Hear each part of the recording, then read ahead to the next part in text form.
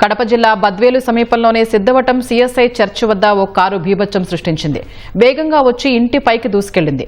గమనించిన వారంతా పారిపోవడంతో ప్రమాదం తప్పింది. ఇంటి గేటును ఢీకొన్న కారు కొద్ది దూరం వెళ్లి ఆగిపోయింది. ఎక్సిలేటర్ పనిచేయకపోవడం వల్లే కారు దూసుకెళ్లినట్లు స్థానికులు చెబుతున్నారు. ఎలాంటి ప్రమాదం జరగకపోవడంతో అందరూ ఊపిరి పీల్చుకున్నారు. సీసీటీవీలో ఈ దృశ్యాలు రికార్డయ్యాయి.